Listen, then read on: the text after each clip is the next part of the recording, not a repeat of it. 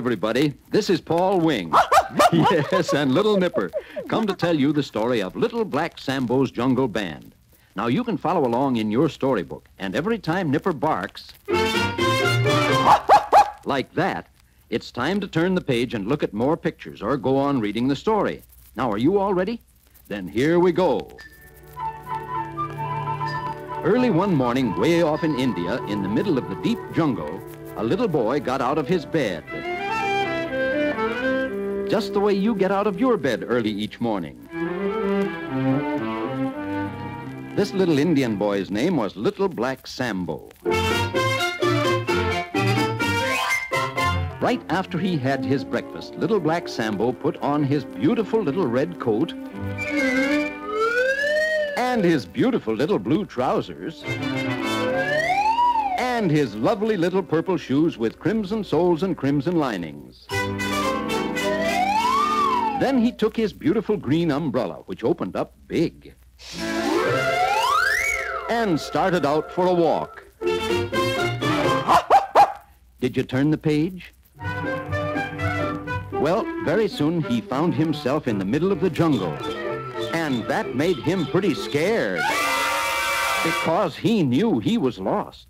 Then suddenly he heard a strange sound. Quickly he turned around, and there, from amongst the branches high above him, he saw two very bright eyes staring down at him. While he shivered with fright, out from behind the trees there walked an elephant of the very largest size, carrying a big bass horn. Now, an elephant may be scary, but an elephant with a bass horn is funny. So Little Black Sambo began to laugh, and the elephant began to smile. And Little Black Sambo said, "Where are you going with that big bass horn?" And the elephant said, "I don't know. Where are you going with that beautiful green umbrella?" And Little Black Sambo said, "I don't know." And the elephant said, "Well then, since we're both going to the same place, let's go together." So they started to walk through the jungle.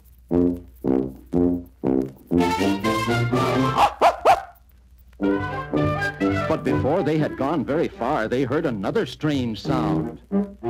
And out from behind the trees came a big brown bear carrying a big shiny saxophone. "How would you like to hear me play a piece on my saxophone?" said the big brown bear.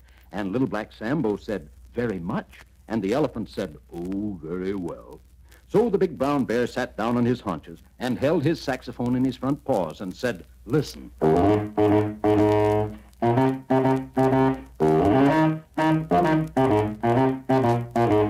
"There," said the bear. "What do you think of that?" Little Black Sambo said, "It was nice." But the elephant just said, "Huh." Now the bear got very angry at that and said, "What do you mean, huh?" And the elephant said, "Well, if you come with me, I'll show you what I mean, huh." So Little Black Sambo and the big brown bear followed the elephant off through the jungle.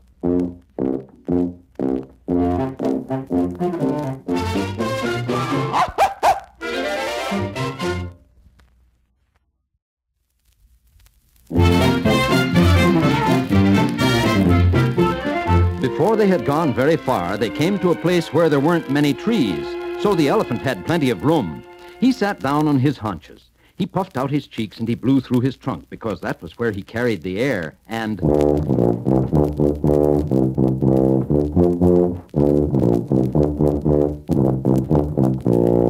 "There," said the elephant. "What do you think of that?" Little Black Sambo said, "It was nice." But the big brown bear said, "Meow."